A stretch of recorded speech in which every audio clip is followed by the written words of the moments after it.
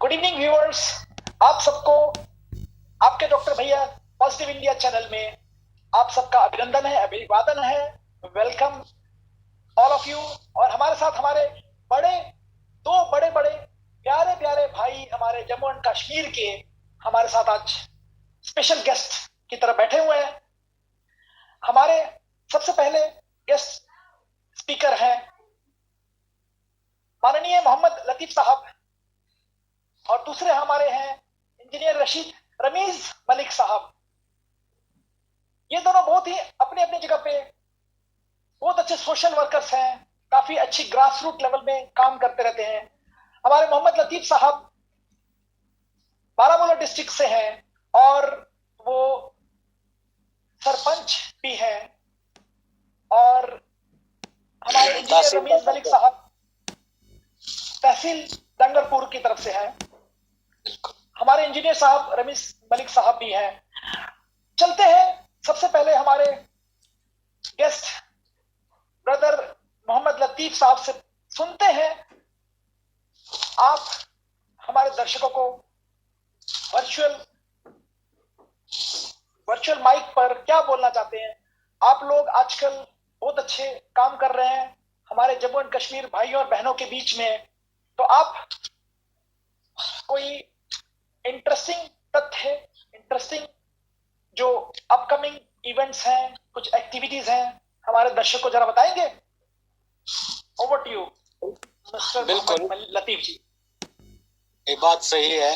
आजकल तो कश्मीर में जो डेवलपमेंट के हवाले से काम चल रहा है ये काबिल दीद काम है। सबसे पहले मैं यहाँ की सरकार का, एलजी इंतजामिया का शुक्रिया अदा करता हूँ जिन्होंने एक सही डगर की तरफ इस तरक्याती काम को ले लिया। इससे पहले ऐसा कभी नहीं देखा। हालांकि इन्हें काफी चैलेंजेस का सामना पहले आया, लेकिन ये इनकी काबिलियत है वाकई लाडेबल और काबिल सताइश जो काम इन्होंने किया है, जिससे हमें भी मौका मिला पंचायती राज लागू करने में, उसका इस्तेफादा हासिल करने में उससे, जिससे लोगों को फायदा मिल रहा है। ये सबसे बहुत मुबारक की बात है कि हमें ऐसे नेता मिले, ऐसे एलजी साहब मिले जिन्होंने कोई भी कसर अभी तक बाकी नहीं छोड़ी डेवलपमेंटल वर्क्स के बारे में। बहुत अच्छे, एक्सीलेंट। तो आप कुछ स्कीम्स जो आप लोग अप्लाई कर रहे हैं ग्रास रूट लेवल पे, उसके बारे में कुछ मेंशन करना चाहेंगे क्या? स्कीम से फॉर श्योर आपने जैसे सही बोला कि बहुत सारी अड़चने ऑब्स्टेकल्स आते हैं, एडमिनिस्ट्रेटिव ब्यूरोक्रेट्स या कुछ बॉटलनेक्स आते हैं। कुछ जिक्र करेंगे स्कीम्स के बारे में, कुछ डिफिकल्टीज के बारे में। फिर हमारे इंजीनियर रमीज मलिक जी भी कुछ बीच में अगर बोलना चाहेंगे तो उनसे भी टिप्पणी लेते हैं। जी आप बोलिए। बिल्कुल, मैं एक बात यहाँ पे कहना चाहूँगा कि एक स्कीम थी मैरिज असिस्टेंस स्कीम, जो बिलो पॉवर्टी लेवल के लिए उन फैमिलीज के लिए हुआ करती थी जिनकी बेटियों की शादी होती थी, और सरकार सोशल वेलफेयर डिपार्टमेंट के थ्रू से उनको माली मावनत करते थे, माली मदद करते थे, जो शायद 30-35 हजार तक होता था और वक्त पे उनको मिलता नहीं था। लेकिन रिसेंटली सरकार ने उसी स्कीम को थोड़ा सा अपग्रेड किया, जिसके रूप से एक तो उस मैरिज असिस्टेंस स्कीम के तहत उस लड़की को, उस गरीब फैमिली की बच्ची को 50,000 रुपए मिलेंगे, वो भी शादी से पहले 1 महीना। वरना इससे पहले क्या होता था, 30-35 हजार मिलते थे उसको मगर वो शादी के बाद 5-10 साल, शादी 10 साल पहले की होती थी, तब वो दफ्तरों का चक्कर लगाती रहती थी, तब भी नहीं मिलता था टाइम पे। शादी के बाद 10 साल तक उसको वेट करना पड़ता था, तब उसके बच्चे होते थे। लेकिन सरकार ने ये बहुत अच्छा कदम उठाया, ये मैरिज असिस्टेंस स्कीम में थोड़ा सा सूरत उसमें लाया, ताकि इस फैमिली को शादी से पहले 1 मंथ पहले उसको ये 50,000 मिलेंगे। अब 30,000 नहीं, 50 मिलेंगे। नंबर 1। नंबर 2, इसके अलावा भी जो स्कीम्स हैं जो सरकार ने PMAY में भी उसमें भी अपडेट किया। 4 साल बाद आज उन गरीब फैमिलियों को कंस्ट्रक्शन ऑफ हाउसेज के लिए पैसे मिल रहे हैं PMAY स्कीम के अंदर। ये भी एक खुशाइंदा बात है। इसके अलावा जो बेरोजगार नौजवानों के लिए कई सारे स्कीम, इंटरप्रेन्योर स्कीमें दी गई हैं और बैंक लोन के स्कीमें राइज कर दी गई हैं, या डेयरी फार्मर्स के लिए ये स्कीम की गई। कोई यूथ, पढ़ा लिखा यूथ वो डेयरी फार्म खोलना चाहे उसके लिए सरकारी मावनत है और वो भी सब्सिडी पर, और इंडस्ट्रीज लोन मिलता है, या मशरूम कल्चर करने के लिए लोन मिलता है बच्चों को। ये सारी स्कीमें अगर कुल मिला के हम देख लेंगे डेवलपमेंट की तरफ ही बढ़ रहे हैं और गरीब खानदानों को इसका लाभ जरूर मिलता है, गरीब फैमिलीज के लिए। रहा सवाल इसमें कुछ स्कीमें, ओके कंप्लीट कीजिए, कंप्लीट स्कीम की कंप्लीट कीजिए, फिर हम रमीज, इंजीनियर रमीज साहब को वो बोलेंगे कुछ, क्योंकि वो खुद भी बीजेपी के वहां पे लीडर है, तो वो इसके बारे में कंप्लीट करेंगे, कुछ अपनी पक्ष रखेंगे क्योंकि उन्होंने भी कुछ चीजें की है। हाँ जी बोलिए मोहम्मद साहब, आप पहले करिए। तो एग्रीकल्चर स्कीम है, किसान लोगों को 2-2 हजार मिल रहे हैं आफ्टर 4 मंथ्स, साल में 6,000 मिल रहे हैं। उसमें स्कैम हुआ था, उसमें घपले हुए थे, उनको थोड़ा सा वेरीफाई करके, इन्वेस्टिगेट करके गवर्नमेंट ने सही लोगों को हक दिलाने की कोशिश की है आफ्टर वेरिफिकेशन। ये भी एक एग्रीकल्चर स्कीम है। इसके अलावा हॉर्टिकल्चर में लोगों को, किसानों को पौधे दिए जाते हैं, प्लांट्स दिए जाते हैं, वो सब्सिडी रेट पर। फॉर एग्जाम्पल 60 रुपए में एक प्लांट मिलता था और अब उसको सिर्फ 6 रुपए में ये मिलेगा, ये प्लांट उसको सिर्फ 6 रुपए में मिलेगा। यानी एक आम छोटा सा किसान या गरीब किसान अपने पौधे लगाएगा, 6 रुपए में प्लांट उसको मिल रहा है। इसके अलावा भी ऐसे सारे स्कीम हैं जिनसे एक रोजगार भी मुहैया होगा और डेवलपमेंटल वर्क शुरू होगा। गाँव में जो गरीब किसान है उनको भी फायदा और मजदूर तबकों को भी फायदा मिलेगा। बहुत अच्छे। इंजीनियर साहब, आप कुछ बोलना चाहते हैं इसके ऊपर, क्योंकि आप भी वहाँ पे बीजेपी के लीडर है, वहाँ पे कार्यकर्ता है काफी अच्छे और ग्रास रूट में करते, तो आप जरा हमारे दर्शकों को प्लीज। डॉक्टर साहब, आपके इस डॉक्टर शो में मैं आपका बहुत बड़ा इसका शुक्रिया अदा करता हूँ जिन्होंने मुझे आखिर यहाँ पे मौका दिया आने का। तो इन्होंने सरपंच साहब जो बात कर रहे थे, मैं तो पर्सनली इनको जानता नहीं हूँ, आज इस शो में चलो इनसे हमारी भी इंट्रोडक्शन हो गई है। एक बात जो सबसे बड़ी बात जो हमारे जो इंडिया में जो है, जो पर प्राइम मिनिस्टर स्कीम्स में एक जो आयुष्मान आयुष्मान जो कार्ड चला है स्कीम्स हेल्थ के रिलेटेड, उसमें सबसे बड़ा जो लोग ये लाभ ले रहे हैं, बेनिफिट ले रहे हैं।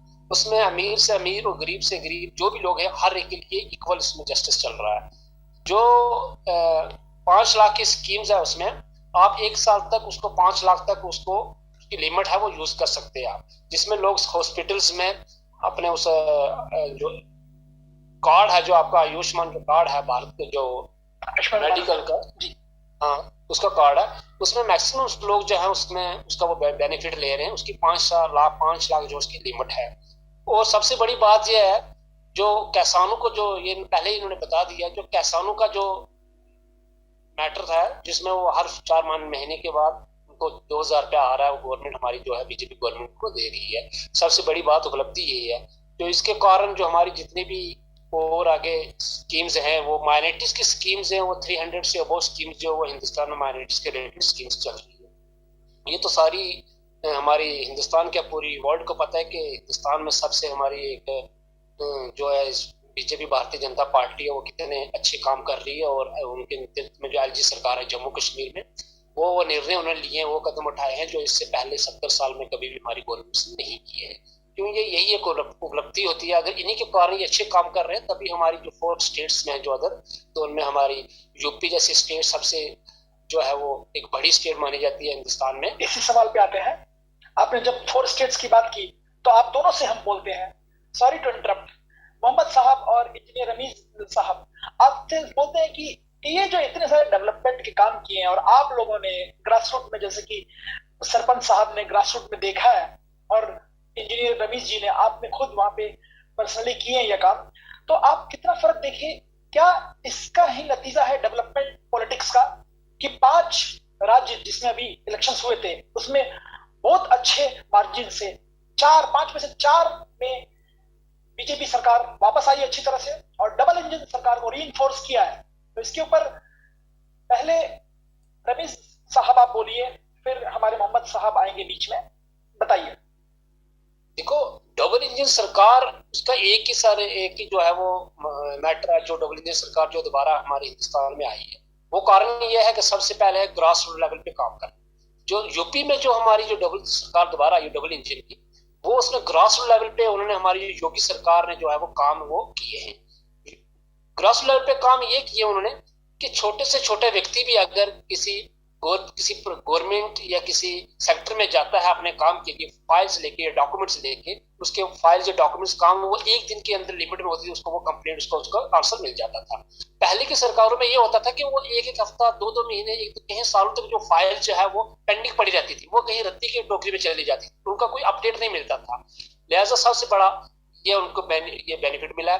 दूसरा ये है कि यूपी में जो 5 साल जो पहले जो 2019 के बाद जो हमारी सरकार यूपी में जो बनी, 17 के बाद जो बनी थी, 17 के बाद योगी सरकार बनी थी, उसमें सबसे पहले ये होता था कि जो लेडीज थी, जो वुमेन्स थी, उनके लिए वो बड़ा वहां पे गुंडा राज चलता था। वो कहीं हिफाजत से, हमारी माएँ बहनें वो हिफाजत से कहीं ना गाड़ी में ट्रैवल कर सकती थी, कहीं स्कूलों में चली जाती थी, जा सकती थी।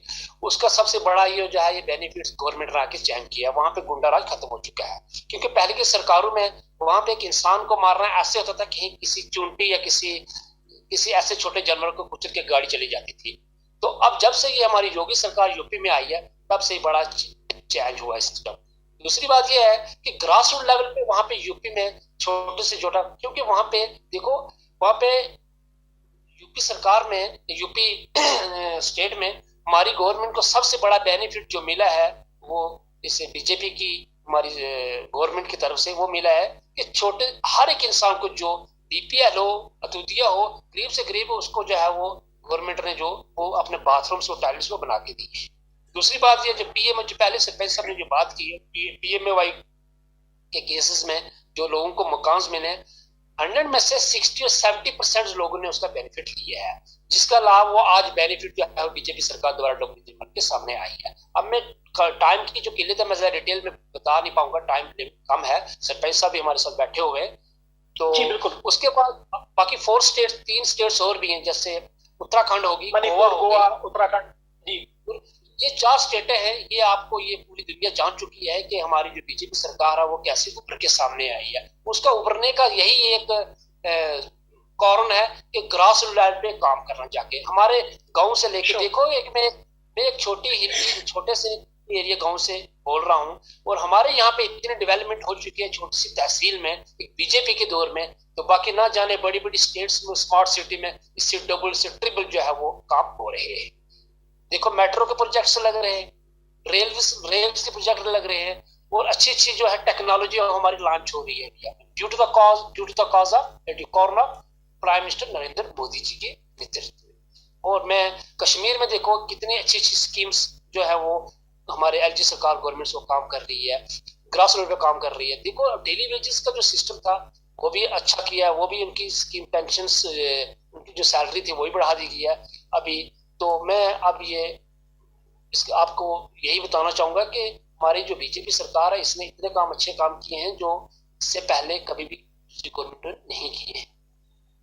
बहुत बहुत शुक्रिया इंजीनियर रमीज साहब। हम चलते हैं हमारे सरपंच साहब मोहम्मद लतीफ जी, आप इसके ऊपर क्या बोलना चाहेंगे? जी भाईजान, मैं सबसे पहले ये कहना चाहूंगा अपने स्टेट के बारे में। फिलहाल तो यूटी है, स्टेट तो आप नहीं कह सकते हैं। जी बिल्कुल, यूटी। हाँ जी। तो आपने भी देखा होगा कि कश्मीर में आज अक्सर लोग भारतीय जनता पार्टी ज्वाइन करते हैं, हालांकि इससे पहले ऐसा नहीं होता, बल्कि इस नाम से लोग डरते थे। मगर इतना थ्रेट, इतना एप्रीहेंशन, इतना खौफ होने के बावजूद यहाँ लोग भारतीय जनता पार्टी के साथ क्यों जुड़ते हैं? इसका एक ही मकसद है, ये नहीं कि हम पार्टी बदल रहे हैं, उस पार्टी से निकलकर इस पार्टी में हैं, बल्कि यहाँ के ऑलमोस्ट लोग जो हैं ये सेंसिटिव माइंडेड लोग हैं और ये इंटेलेक्चुअल भी, और ये मारक करते हैं कि पास्ट गवर्नमेंट्स ने क्या काम किए हैं और जो प्रेजेंट गवर्नमेंट है ये क्या कर। सबसे पहले जो ये यहाँ जो लगाम कसी गई रिश्वत पर, इससे लोग ज्यादा खुश हैं। और ये सब तभी मुमकिन हुआ जब मोदी जी ने एक बेहतरीन गुड गवर्नेंस की इब्तिदा यहाँ पे करी। लोग यहाँ इस चीज से खुश हैं कि मोदी जी ने जब यहाँ पर ये एलजी साहब भेजे या बीजेपी सरकार को मजबूत करना शुरू कर दिया, उससे यहाँ कई सारी बदअमनी या सोशल इविल्स या इन ब्यूरोक्रेटों की मनमानियां खत्म होती जा रही है। इस वजह से लोग मोदी जी या बीजेपी के साथ जुड़ रहे हैं कि इसका काम जो है वो सराहने के काबिल है। यही बात हम लेते हैं यूपी में कि इससे पहले जो हालात वहां थी उसमें जो तब्दीली लाई योगी जी ने, उसका फायदा योगी जी को मिला। योगी जी को ही नहीं बल्कि पार्टी को मिला, भारतीय जनता पार्टी को मिला। तब जाके कल उसने अच्छे मार्जिन से फील्ड मार लिया, मैदान मार लिया। ये सबसे बड़ी बात है कि जो योगी जी का काम हुआ, जो वहां भारतीय जनता पार्टी ने काम किया, उसको लोगों ने वोट दिया। वोट किसी शख्स को वहां ने नहीं दिया, लोगों ने वहां काम को वोट दिया, लोगों ने सहायता को वोट दिया। इस वजह से भारतीय जनता पार्टी जी आपने पॉइंट जो रेज किया है, और हमें याद आ रहा है कि हमारे शो में ही आपने पिछली बार ये पॉइंट बड़ी अच्छी तरह से समझाया था कि करप्शन और रिश्वत, आपने बोला था कि किसी जमाने में जम्मू एंड कश्मीर में बहुत ज्यादा था, अभी काफी करंट गवर्नेंस में काफी कम हो गया है। और अभी आपने यूपी की बात बताई, तो आपने जो अभी बोला है कि योगी सरकार को बहुत सारा बहुमत से वोट अच्छी खासी मिली है। बीच में ऑपोजिशन पार्टीज कुछ थे, ऐसे पार्टीज जिन्होंने सोशल इंजीनियरिंग की। सोशल इंजीनियरिंग में दलित, यादव, जाट, यहां तक कि फार्मर्स, किसानों को अलग करने की कोशिश किया। बोला कि वो हमारी योगी सरकार जो है वो उनके खिलाफ है, एंटी प्रोपेगेंडा चलाया, सोशल की इंजीनियरिंग प्रॉपर कर लिए, जाति धर्म में पूरा डिवाइड करने की कोशिश की। लेकिन वोट का चोट जो था वो उन्होंने दिखाया और हमारे सरकार को दोबारा से वापस लेके आए। तो आप इसके बारे में, सोशल इंजीनियरिंग के बारे में, जबकि हम लोग या आप या इंजीनियर रमीज मलिक जी बात करते हैं सौहार्द की, प्यार मोहब्बत की, तो आप क्या बोलना चाहेंगे? क्या देखो, इसमें एक बात मैंने एक असेंबली इलेक्शन यहाँ हो सकते हैं, लेकिन यहाँ पे डिवाइड नहीं हुए, डेवलपमेंट पॉलिटिक्स। देखो, मैं एक बात कहूंगा, मैंने खुद एक असेंबली इलेक्शन यहाँ कंटेस्ट किया, उसके बाद डीडीसी इलेक्शन भी कंटेस्ट किया मैंने। लोगों से मुझे यह तजुर्बा हासिल हो गया, जो भी लीडर जाता है अवाम के पास, अवाम उससे कहता है कि मैं वही करूंगा जो आप बोलते हो, लेकिन जब मशीन के पास जाता है ये वही करता है जो इसके मन में और दिमाग में होता है। इसलिए जो ये डिवाइड करने वाले पॉलिटिशियंस होते हैं उनको मात लगती है। उनको इसी वजह से, जिस तरह वो लोगों को धोखा देते रहे आज तक, आज लोग उनको धोखा देते हैं। इसी वजह से लोग उसी को आज चुनते हैं जो उनके लिए अच्छा करते हैं, जो उनके लिए अच्छा काम करते हैं, जो उनके फ्यूचर के लिए काम करते हैं। इसलिए लोगों ने वहां भी बीजेपी को चुना। उत्तराखंड में भी यही हुआ, हर जगह यही हुआ। अलबत्ता जो पंजाब का मामला था वहां किसी और किस्म की पॉलिटिक्स चल रही थी, जिसकी वजह से ग्रास रूट लेवल पे शायद लोगों तक बीजेपी की बात नहीं पहुंची। हम पंजाब के बारे में आ रहे थे, आपने खुद ही उठा दिया। तो पंजाब के बारे में हम पहले इंजीनियर रमीज मलिक जी से बात करते हैं, फिर आपसे दोबारा पूछते हैं। पंजाब में तो कभी भी आपकी बीजेपी की सरकार नहीं थी, कभी यहाँ पे फोकस भी नहीं किया शायद। यही तो मैंने ग्रास रूट लेवल की बात छेड़ी। एग्जैक्टली। देखो सर, वहां पे पंजाब में सबसे बड़ी बात तो हेलो जी जी, आपकी आवाज बिल्कुल क्लियर है, बोलिए। पंजाब में सबसे बड़ी बात यह है, जो बीजेपी ने हमारी वहां पे जो सीट्स निकाली है, कम से कम सीटें निकाली है उन्होंने, वो सबसे पहले जो आपस में जो इससे पहले जो बीजेपी जो क्या बोलते हैं जो उसको कांग्रेस सरकार जो पंजाब में इससे पहले हुकूमत बनाती रही, बड़ी बहुमत में आती थी, वहां से अगर कांग्रेस सरकार अगर वहां पे जो वहां के जो लोग हैं वहां पे जो ग्रास लेवल पे जो छोटे छोटे जो मुद्दे थे उनके रूप में, अगर कांग्रेस पार्टी वहां पे अगर हार सकती है तो बीजेपी तो वहां पे अभी कदम, बीजेपी पहले तो इसमें थी नहीं, फिर भी हम बीजेपी ने इतनी वहां पे ग्रास लेवल पे पहुंच नहीं पाए, वहां पे हमारे कुछ लोगों के जो जहनों में वो बात पड़ी नहीं है कि वहां पहुंचने नहीं दिया है। जैसे हमारे पीएम साहब पिछले लास्ट मंथ में पंजाब जा रहे थे, वहां पे बॉर्डर्स पे सील करवा गया था, कुछ उनको एंटर नहीं होने दिया, या वही हमारा क्या ड्रॉबैक हो सकता है? नहीं, बात यह है कि जो हमारे जो पॉलिटिशियन थे बीजेपी ने अच्छे काम किए वहां पे, हमारे कुछ अच्छे लीडर थे, पुराने लीडर थे वहां तैनात किए, कैंपेन्स चली अच्छी किए, मगर कुछ लोगों के जहन में जो है वो बात नहीं, क्योंकि वो due to the negligence of Congress government, Congress में आपस में वो चन्नी जो सरकार थी वो उनमें आपस में फोट पड़ गई, आपस में दरार पड़ गई, क्योंकि कैप्टन अमरिंदर सिंह जी तो पहले कांग्रेस में 40-50 साल रहे, वो सीएम भी रहे 2-3 टाइम्स, उसके बाद जो चन्नी गवर्नमेंट आई, चन्नी साहब भी वहां पे रहे, वो भी रहे, आपस में उनमें लैग पोलिंग, आपस में फ्रिक्शंस पैदा होगी, जो फ्रिक्शंस के पैदा हुए आपस में जो है वो आम आदमी पार्टी ने वहां पे बेनिफिट ले लिया। आप क्रेडिट नहीं देना चाहेंगे केजरीवाल सरकार की आम आदमी पार्टी की, क्योंकि उनका वोट देखिए 92 आउट ऑफ 117 सीट्स, ये मेजर, और 42% से ज्यादा थोड़ा सा, तो आप कैसे फ्यूचर में पंजाब में अपना बेस बनाना का, जैसे कि आपकी सरकार बोलती है कि आपकी स्ट्रेटेजी जिस दिन रिजल्ट आता है ना उसी रात को शुरू हो जाती है, आप लोग खाली नहीं बैठते हैं, आप लोग लग जाते हैं उसी रात से, तो आपकी पंजाब की फ्यूचर स्ट्रेटेजी क्या है? फॉर श्योर आप इसके ऊपर जरूर मंथन कर रहे हैं, बोलिए। डॉक्टर साहब, हमारी स्ट्रेटेजी इसके बाद यही है, फ्यूचर में हमने इससे पहले ही बहुत बड़ी कोशिश की, हम इससे ज्यादा और से ज्यादा कोशिश करेंगे नेक्स्ट टाइम में, आने वाले अगले असेंबली इलेक्शन में 5 साल के बाद, कि हमारी भारतीय जनता पार्टी अच्छी 100 से पार जो सीट्स लेके हमारी वहां पे बहुमत बने और हमारा chief minister Bharatiya Janata party का बने। देखो, आम आदमी पार्टी की मैं एक दिल से एक, आप चलो हमारी सरकार नहीं बनी है, फिर भी मैं उनकी आम आदमी पार्टी केजरीवाल साहब की कंस्ट्रक्टिव आप तारीफ कर रहे हैं, अच्छी बात है, हाँ, उनको मुबारकबाद देता हूँ, उनको अप्रिशिएट करता हूँ जो काम दिल्ली में किए हैं। पंजाब में उन्होंने पंजाब में 2 ही मुद्दों पे इलेक्शन जो है वो जीता है। सबसे पहली बात उन्होंने ये बोला है कि मैं आपको जो है वो बिजली वो फ्री दूंगा, इलेक्ट्रिसिटी, अभी आपके पास आते हैं जी, बिजली फ्री दूंगा।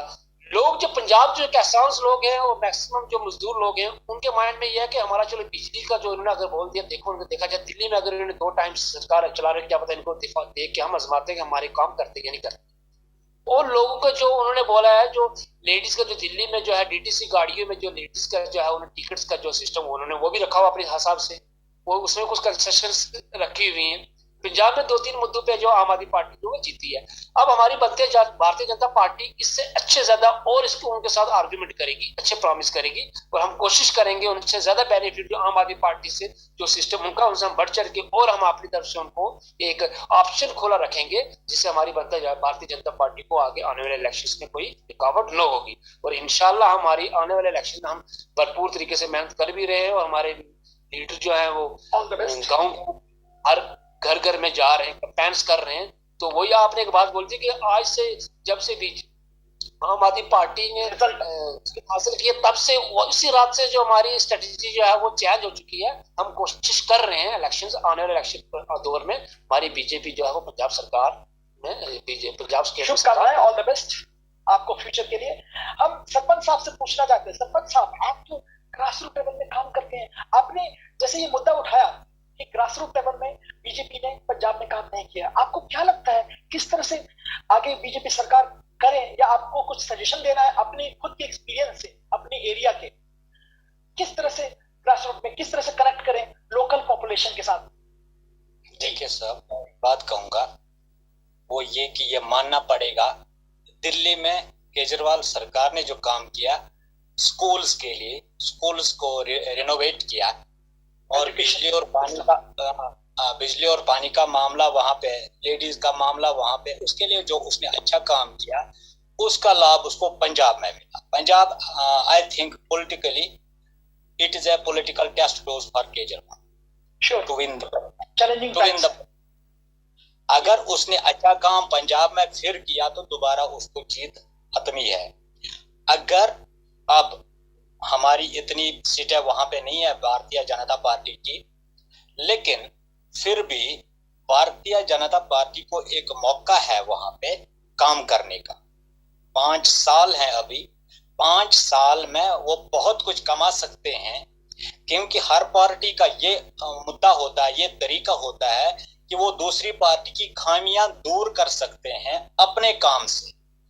किसी भी पार्टी की खामियां उनको ट्रेस आउट करके, पॉइंट आउट करके वो उनको दुरुस्त करता है ताकि वो क्रेडिट ले उसका। ग्रास रूट लेवल पे ये इसी तरह से काम किया जाता है। जो स्कीम जिस एरिया में राइज नहीं होती है, लागू नहीं होती है, उसको लागू करवाना, क्योंकि जहां जहां पे बीजेपी के एमएलएज हैं वो वहां पे अच्छा काम कर सकते हैं और वही काम वो स्प्रेड कर सकते हैं दूसरे एरियाज में, ताकि यहाँ के लोग वहां तक ये मैसेज ये कनेक्ट करते हैं, ये बात पहुंचाते हैं कि हमारे एरिया में ये चीज है, आपके एरिया में नहीं है। हमारे एमएलए साहब ने ये काम किया, आपके एरिया में ऐसा नहीं हुआ। ये मैसेज दूसरे कॉन्स्टिट्यूएंसीज में पहुंचकर वहां इसका रूट बन जाता है। और जो इस वक्त सेंटर में पावर में है, केंद्रीय सरकार पावर में है, भारतीय जनता पार्टी पावर में है, वो इसके बगैर भी अपने ये जो अपनी पार्टी के लोग होते हैं उनके जरिए से स्कीम्स राइज करा सकते हैं, उनको वो मफादात दे सकते हैं, जो वो मफादात पब्लिक तक पहुंचा सकते हैं और पब्लिक को उसका फायदा मिलेगा और पार्टी की कनेक्टिविटी या नेटवर्क बन जाएगा। इस तरीके ऐसे कई सारे तरीके हैं जिससे पार्टी को लाभ दिया जा सकता है ग्रास रूट लेवल पे काम करके। लेकिन सरपंच साहब बिल्कुल अब वहाँ केजरीवाल जी हैं, केजरीवाल जी की सरकार है, ये तय है कि वो चाहेंगे कि वो ज्यादा काम करें, क्योंकि वहाँ पावर उनके पास है। केंद्र की तरह यूटी नहीं है, वो दिल्ली की तरह यूटी नहीं है वहाँ पे, यहाँ तो पूरी फुल सरकार है उनकी, तो वो ज्यादा काम कर सकते हैं। इसलिए हमारी ये भारतीय जनता पार्टी को ये सोचना होगा कि किस तरह से क्या क्या चीजें हम कर सकते हैं वहां पे, जिससे हम वोट अगले इलेक्शन में हासिल कर सकते हैं, ज्यादा से ज्यादा सीटें ले सकते हैं। Same is the situation Kashmir, same is the situation with Jammu and Kashmir. यहाँ तक जो काम आज तक हुए ये सारा क्रेडिट भारतीय जनता पार्टी को हो जाता है और आने वाले इलेक्शन में इसका फायदा तो उसको मिलेगा। मुझे याद है 2014 में एक बीजेपी कैंडिडेट को 19 आपकी मोहम्मद साहब आपका म्यूट हो गया है जी, म्यूट हो गया आप दोबारा से या यहाँ एक कैंडिडेट को 2014 के इलेक्शन में 19 वोट मिले थे, ओके, 1,48,000 में से। और आजकल ऐसा हाल है, आज उसके साथ लोगों की कतार होती है, लोगों का हुजूम होता है। सीधी सी बात है, दरअसल इस वक्त पावर में है भारतीय जनता पार्टी। जब तक उसको भारतीय जनता पार्टी ने सफिशिएंट कर दिया कई चीजों में ताकि वो लोगों को फायदा दे सकता है, उस वजह से उसके साथ साथ लोग जुड़ रहे हैं, लोग साथ साथ जुड़े जा रहे हैं। हमारे सरपंच मोहम्मद लतीफ साहब ने बहुत सारे वैल्यूएबल टिप्स दिए हैं हमारे बीजेपी के लीडर इंजीनियर मलिक साहब को। इंजीनियर मलिक साहब, आप हमसे कुछ वार्तालाप में बोल रहे थे कि जम्मू एंड कश्मीर में कुछ डेवलपमेंट्स की बातें कर रहे थे, कुछ हमारे माननीय यशस्वी प्रधानमंत्री श्री नरेंद्र मोदी जी के स्कीम की बात कर रहे थे, जरा विस्तार में बताएंगे, फिर हम हमारे सरपंच साहब के पास आएंगे दोबारा से। डॉक्टर साहब, डेवलपमेंट की जितनी मैं तारीफ करूं इतनी कम है इस बीजेपी के दौर में, खासकर 2014 के बाद। तो 2014 के बाद जो डेवलपमेंट हुई है वो तो बहुत ही, मतलब मैं अब गिनने पे आऊँ तो काउंट करूँ तो मुझे टाइम लग जाएगा, और खासकर 2019 के बाद तो बहुत ही ज्यादा होगी। देखो, एक हमारा यहाँ पे एक एरिया है डिस्ट्रिक्ट राजौरी, मैं तो पूरी जम्मू कश्मीर की तरफ से रिप्रेजेंट कर रहा हूँ। खासकर मैं अपने डिस्ट्रिक्ट की बात करूंगा और होम प्लेस की बात करूंगा। एक दरहाल जो है हमारा एक बैकवर्ड इलाका, यहाँ पे एक शकरमर्ग प्रोजेक्ट है, यहाँ पे 7 लेक्स है, जहाँ पे 7 लेक्स हैं, तो शकरमर्ग प्रोजेक्ट बोला जाता है उसके नाम से। वहां पे देवताओं और देवते जो है वहां पे पुराने जमाने में जो सुनने में आया, वहां पे वो लोग रहते थे, वहां पे शतान थे उनके। तो वहां पे वो आज हमारी बीजेपी गवर्नमेंट, काफी हमारी पेंडिंग डिमांड थी, वो बीजेपी गवर्नमेंट ने आज हुआ वो सैंक्शन कर चुका, 2-4 दिन पहले ही वो अप्रूवल हो गया है। ठीक है, आप उस पर करोड़ों रुपए अरबों रुपए उसका खर्चा होने जा 200 करोड़ से अबव उसका जो है एस्टिमेट बना है। वहां पे टूरिज्म बढ़ेगा। जैसे कश्मीर में देखो, हमारे इस रजौरी पुंछ या जम्मू प्रोविंस में हमारे को इग्नोर किया जाता था। क्यों इग्नोर किया जाए? कि जितनी पॉलिटिक्स सियासत जो होती थी वो कश्मीर की होती थी। ये अब सरपंच सब जो है वो आप डू नॉट माइंड इट, क्योंकि you belong from Kashmir district, Kashmir province. ये सरपंच साहब बोलने के कश्मीर में क्यों जाती थी? क्योंकि वहां पे जो सियासत थी वो ज्यादा कश्मीर की होती थी, क्योंकि सीटें ज्यादा वहीं पे जाती थी।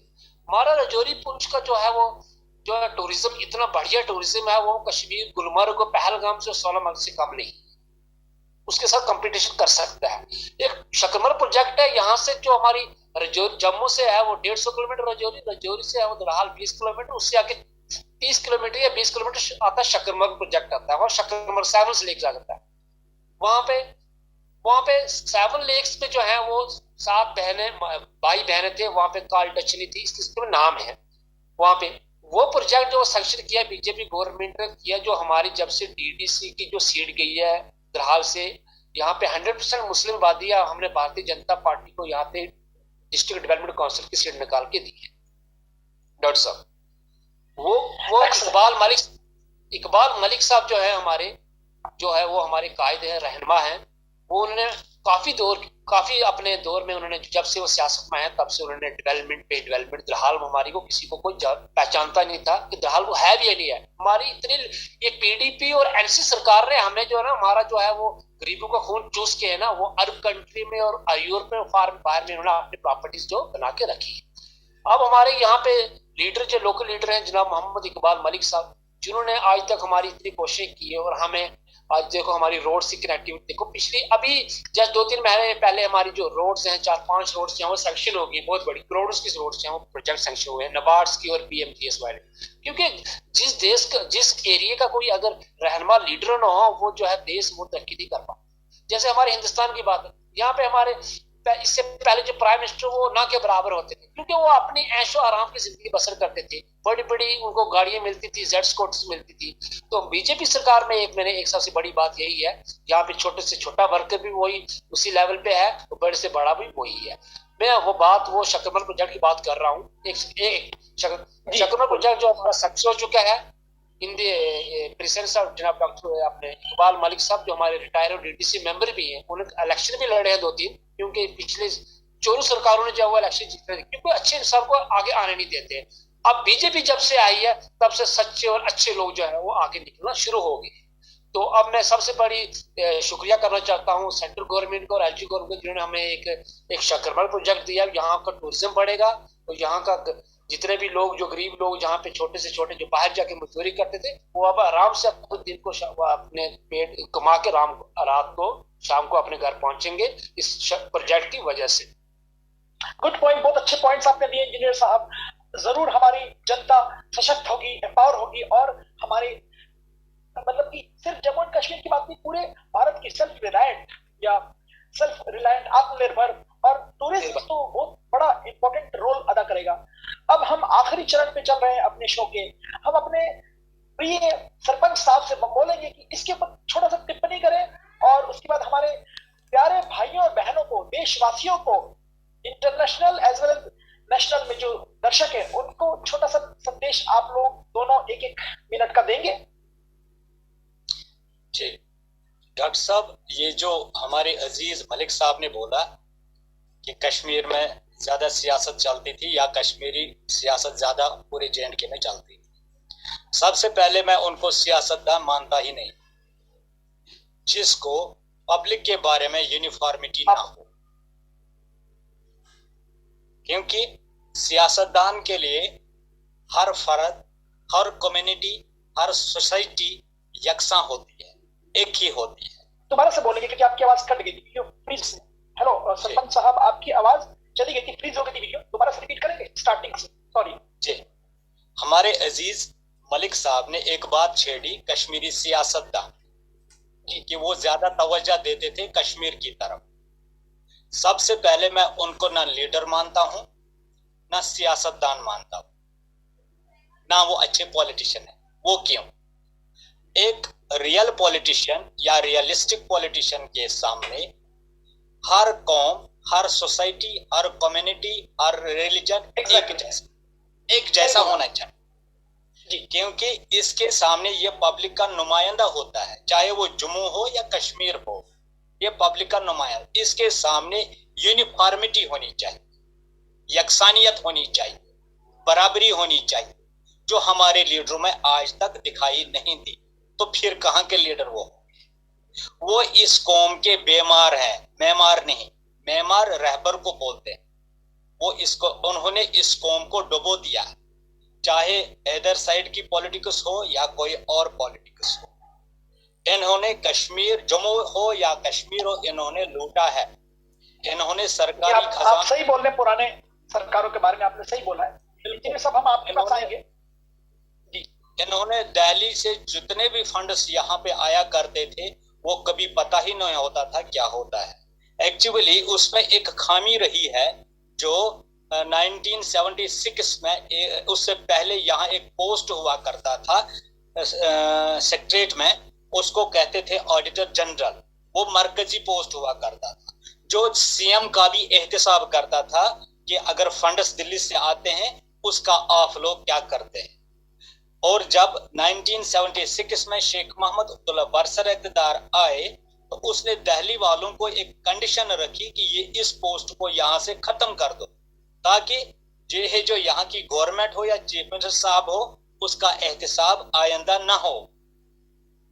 सिर्फ 2 मिनट, सॉरी, सिर्फ 2 मिनट का टाइम रह गया हमारे पास, सॉरी। इंजीनियर साहब कुछ बोलना चाहेंगे?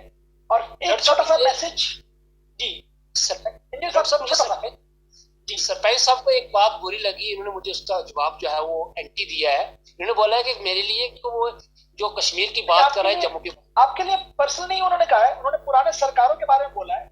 जो पुराने सरकार थे उन्होंने जम्मू एंड कश्मीर को डिवाइड करके रखा है। आपके लिए पर्सनल नहीं बोला उन्होंने पुराने सरकारों को बोला है। उन्होंने कहा कि जी बोलिए। नहीं, मैं समझ चुका हूँ, ये तो अंडरस्टूड बात है। देखिए, इससे पहले कश्मीर में देखो, कश्मीर में अगर हमारा रजौरी पुंछ जो बॉर्डर एरिया, जहाँ पे इतना बहुत बड़ा पोटेंशियल है, अगर यहाँ पे इग्नोर किया जाता था तो बात तो सही है ना। अगर यहाँ पे इतने बड़े बड़े प्रोजेक्ट सैंक्शन हो रहे हैं या काम हो रहे हैं, इससे पहले क्यों नहीं? सरपंच साहब वही बोल रहे हैं, पुरानी बातें कर रहे हैं। और उन्होंने कहा कि पुरानी जो सरकार है उन्होंने ट्रांसपेरेंसी नहीं दिखाई है, तो उसके खिलाफ आपको तो अप्रिशिएट कर रहे हैं। डॉक्टर साहब, हमारा जो आपने मुझे ये बात पूछी है एसटी स्टेटस के बारे में, पहाड़ियों का एसटी होता है शेड्यूल्ड ट्राइब स्टेटस। ये हमारे 1989-90 में हमारे गुजर बकरवाल भाइयों को मिला था। तब से हमारी फाइल जो पहाड़ियों की थी, तो हमारे 15 लाख जो पहाड़ी है जम्मू कश्मीर में रह रहे हैं, वहां पे गुजर बकरवाल बहन भाई भी रह रहे हैं, वहां पे पहाड़ी भी रह रहे हैं। लिहाजा पहाड़ी बहन भाइयों को आज तक हमें जो है वो उससे इग्नोर किया गया। पीछे सरकारों ने आज तक दिया नहीं हमारा स्टेटस। जो हमें 4% रिजर्वेशन जो मिली है वो भारतीय जनता पार्टी ने दी है। और इससे जो बाकी जो हमारा जो कोटा जो बचता है, वो हमें उम्मीद है जल्द से जल्द हमारा जो है अप्रैल एंडिंग तक, उससे पहले जो हमारा वो ऐलान हो जाएगा, हमें एसटी स्टेटस मिल जाएगा। हमें जो हमारे जो लोकल लीडर्स हैं, हमारे लीडर्स जो उन्होंने बड़ी कोशिश की है, और पूरी जो एसटी स्टेटस के जो नुमाइंदे हैं जो यहाँ पे पहाड़ी कौम के, वो काफी हमें कोशिश कर रहे हैं। तो इंशाल्लाह हमें उम्मीद है कि जल्दी हमें स्टेटस वो मिलने वाला ही है। वो हमें जो एक ही जो पार्टी है वो भारतीय जनता पार्टी उसको देगी। चलिए, ये हम उम्मीद करते हैं आपके मैसेज हमारे भारतीय जनता पार्टी का हाई कमान तक पहुंचेगा और जरूर इसके ऊपर कुछ स्टेप लिए जाएंगे। और अब फाइनल स्टेज में आप हमारे भाइयों और बहनों को, जम्मू एंड कश्मीर, भारतीय, पूरे भारतवर्ष के और जो बाहर के हैं, इंटरनेशनल, नेशनल, उनको कुछ मैसेज आप देना चाहते हैं आखिरी में, प्यार मोहब्बत का, सौहार्द का? देखो, मैं सब बहन भाइयों, बुजुर्गों, माता बहनों को, सबको मैं ये आपकी वीडियो फ्रीज होगी, एक ही मैसेज देना चाहता हूँ ऑल ओवर द पूरी वर्ल्ड को, और खासकर अपने पूरे भारत देश को, भारतीय बहन भाइयों को, कि जैसे हमारे जो हिंदुस्तान में जैसे हमारी बीजेपी गवर्नमेंट जो है वो काम कर रही है, और आने वाले वक्त में बीजेपी इससे भी ज्यादा बढ़ के काम करेगी। जैसे यूपी में 5 स्टेटों में जो है, 5 स्टेटों में नहीं बल्कि 4 स्टेटों में हमारी जो बीजेपी सरकार जो है बड़ी बहुमत से अक्सर लेके जीती है, अपनी गवर्नमेंट बना रही है, वो अपने बलबूते पे और उन्होंने ग्रास रूट लेवल पे काम अच्छे किए हैं। आने वाले दौर में असेंबली इलेक्शन जम्मू कश्मीर में हो रहे हैं। मैं अपने जम्मू कश्मीर के लोगों से यही अपील करना चाहता हूं, अपना ज्यादा से ज्यादा अपना जो है वो टाइम और वो जो वोट जो है वो भारतीय जनता पार्टी के फेवर में डाले, भारतीय जनता पार्टी के उस कमल के फूल पे अपना मोहर लगाएं और कमल के फूल को पूरे वर्ल्ड में, पूरे हिंदुस्तान में और खासकर जम्मू कश्मीर में फैलाएं। जब कमल का फूल खिलेगा तो उसकी खुशबू जो है वो पूरे भारत में फैलेगी। जब खुशबू पूरे भारत में फैलेगी तो इंशाल्लाह सभी भारतीय जो है वो फूल से जो गूंजेगा, खुशबू ही खुशबू होगी। खुशबू तभी होगी कमल के कि फूल हमारी की खुशबू हमारे तक आप पहुंच चुकी है, कुवैत में भी पहुंच चुकी है कमल की फूल की खुशबू। चलिए, बहुत बहुत धन्यवाद इंजीनियर साहब। तो आप सबको good luck, all the best, और हमारे सारे भाइयों और बहनों को कुछ फाइनल एक लाइन बोलना चाहेंगे? मेरी आप एक continue लाइन लास्ट में, I appeal to everyone please, आपने जो है वोट वो भारतीय जनता पार्टी के फेवर में करें, भारतीय जनता पार्टी को सपोर्ट करें। आने वाले दौर में एक हिंदुस्तान को जो है भारतीय जनता पार्टी और नरेंद्र मोदी जी जो वो है वही चला सकते हैं, और बाकी जितनी पिछले जो सरकारें हैं वो टोटली अब हिंदुस्तान में उनकी सियासत जो है वो खत्म हो चुकी है। लिहाजा हमें यही पैगाम है कि जम्मू कश्मीर में भी डबल इंजन सरकार आनी चाहिए भारतीय जनता पार्टी की, थैंक यू वेरी मच, जिससे गरीब लोगों को फायदा, बहुत बहुत धन्यवाद, ग्रास रूट लेवल पे काम। बहुत बहुत धन्यवाद। Thank you very much engineer साहब, इतने अच्छे पैनल डिस्कशन का। अनफॉर्चुनेटली हम सरपंच साहब को बीच में टेक्निकल इश्यूज की वजह से उनकी वीडियोस फ्रीज हो गया, शायद नेटवर्क की प्रॉब्लम थी। हम दोबारा से आप लोगों को लेके आएंगे, दोबारा से हम पैनल डिस्कशंस करेंगे और भी डेवलपमेंटल इश्यूज हमारे जम्मू एंड कश्मीर के और पूरे भारतवर्ष के और आपके जो इंटरनेशनल नेशनल जो हमारे देशवासी हैं उन सबके लिए लेके आएंगे। बने रहिए पॉजिटिव इंडिया, आपका डॉक्टर भैया के शो में। Thank you very much engineer साहब, आपको बहुत बहुत धन्यवाद वक्त निकालने के लिए। Thank you very much.